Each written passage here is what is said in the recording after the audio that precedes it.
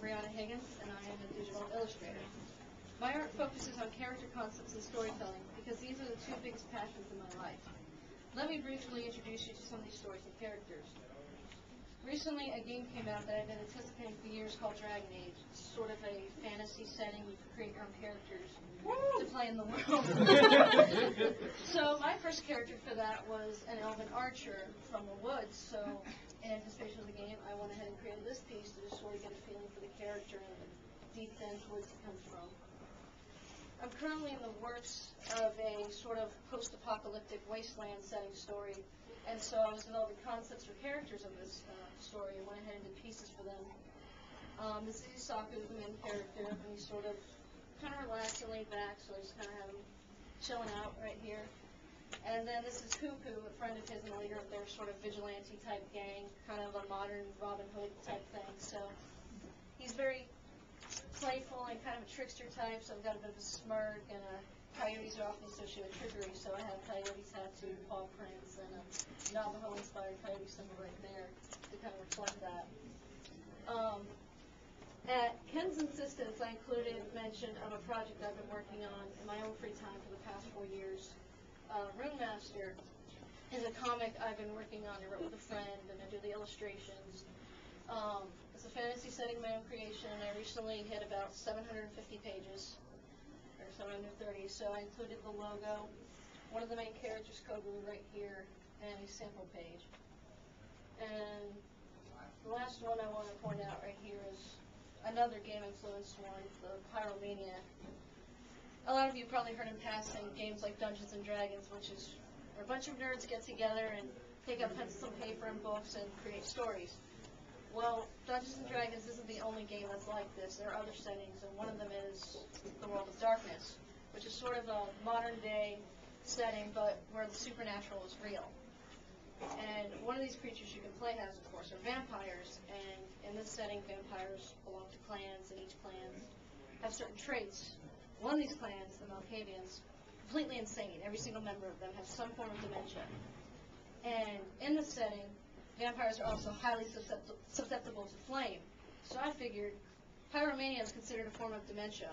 What would it be like to have a vampire who's also a pyromaniac?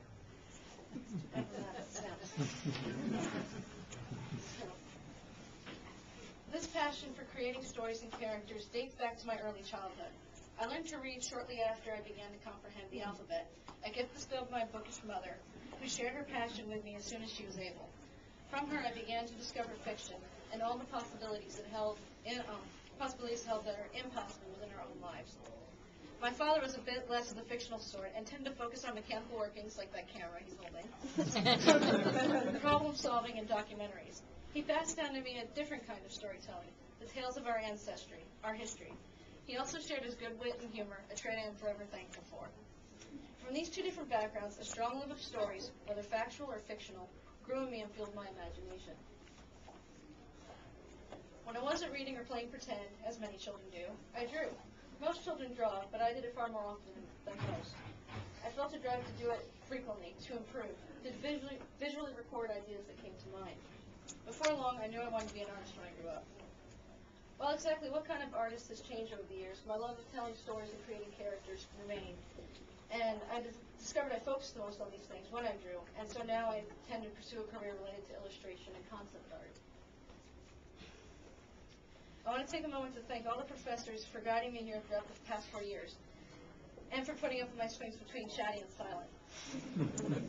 Thank you to my parents for supporting me and my quirks throughout my life. And thank you to my friends and classmates, both who are here tonight and those who couldn't make it, for sharing your time and interest with me and helping to keep the stories alive. Thank you all.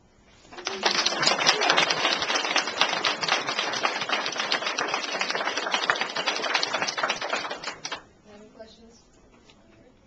I think you should say something. I just want you to say something about your book and your alphabet. That's actually, I think, what you were going to ask, weren't you? Well, anything specific? Or? It's an amazing piece. How did you do it? This was actually a project for Intro to Craft screen class. We had to create a book, and it didn't have to be an actual book. about something about ourselves. And since I'm big into storytelling and fantasy, I had made my own world setting years back, including a writing system and a history. So I made an actual old tome with my writing system in it, telling the history of it, and just try to make it look as old and worn and handmade as possible. And I've gotten a lot of questions before about how did I make it, and this is just cotton paper that was printed on the computer and then dyed in tea for quite a long time. And then I just kind of put it together with cardboard, fake leather, and paint. So it was very time consuming, but well worth the effort, I think. I'm really happy with it.